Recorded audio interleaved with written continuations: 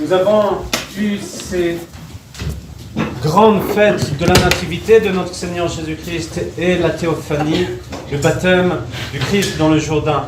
Et maintenant, à travers ce passage de l'Évangile, nous voyons cette mission que le Christ est en train de débuter. Celle où il va se rendre en Galilée. Et dans ce passage de l'Évangile, nous voyons que finalement, cette Galilée est à l'intérieur de nous. C'est cet endroit qui doit accueillir le Christ, qui est dans cette obscurité, qui est dans ces ténèbres. Et que la vraie lumière qui peut éclaircir notre cœur, c'est celle du Christ lui-même. C'est celle-ci qui est notre vraie lumière, comme nous l'apprenons dans cet évangile et que nous venons d'entendre aussi dans l'épître.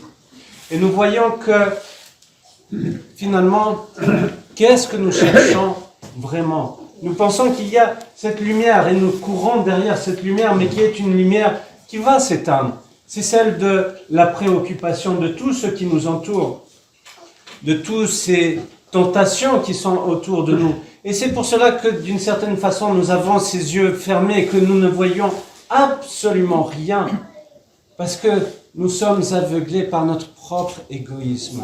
Et pour réussir justement à avoir cette possibilité d'ouvrir les yeux, d'avoir cette possibilité d'avoir cette lumière, cette vraie lumière qui vient du Christ, l'Évangile nous dit tout simplement « Repentez-vous, car il est proche le royaume des cieux ». Nous avons à avoir ce vrai repentir avant toute chose. Ça veut dire tout simplement de demander l'aide de Dieu, d'avoir cette possibilité d'acquérir l'humilité. Et oui, tout est fait pour que nous soyons égocentrés, que nous soyons égoïstes, au lieu d'avoir cette ouverture, cette capacité, à travers l'humilité, de nous tourner vers Dieu et de se dire, finalement, je ne peux rien faire par moi-même. Tout est possible à travers Dieu, que grâce à lui, nous pouvons avoir ce mouvement de repentir, d'humilité pour aller vers Dieu. Et ce royaume des cieux qui est proche, c'est tout simplement le Christ qui s'ouvre à nous à travers ses enseignements, à travers les saintes écritures, qui est la vraie parole de Dieu. Et à travers, finalement, les sacrements, à travers l'Église, nous avons ce royaume des cieux qui s'ouvre à nous, qui est là, proche de nous. Nous n'avons qu'à faire ce pas à travers le repentir pour participer à ce royaume des cieux. C'est pour cela que nous commençons la liturgie. Béni est le royaume, au nom du Père, du Fils et du Saint-Esprit. C'est ce royaume qui s'ouvre à nous. C'est ça qui est le plus grand don que Dieu nous fait. Mais malheureusement, à travers notre égoïsme, à travers nos péchés, nous nous détournons de cela. Et nous allons, au lieu d'aller vers la lumière, nous allons vers les ténèbres. Mais, chers frères et sœurs, c'est si simple d'une certaine façon, mais si compliqué en même temps. Si simple parce que ce royaume est là, devant vous, devant nous. Et nous n'avons qu'à faire ce pas de dire, mon Dieu, je m'abandonne complètement à toi.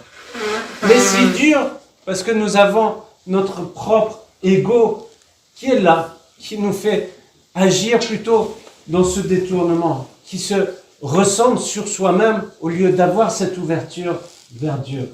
Alors, chers frères et sœurs, l'Église nous prépare maintenant justement à nous rapprocher du grand carême, nous prépare pour aller vers ce repentir.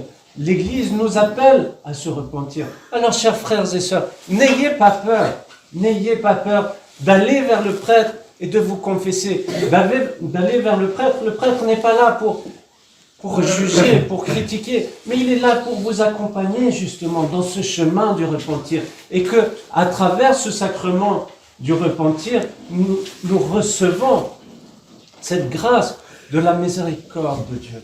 Nous recevons cette grâce du pardon de Dieu. Alors, chers frères et sœurs, ayons cette joie et cette ouverture de cœur pour devenir des enfants de Dieu. Amen.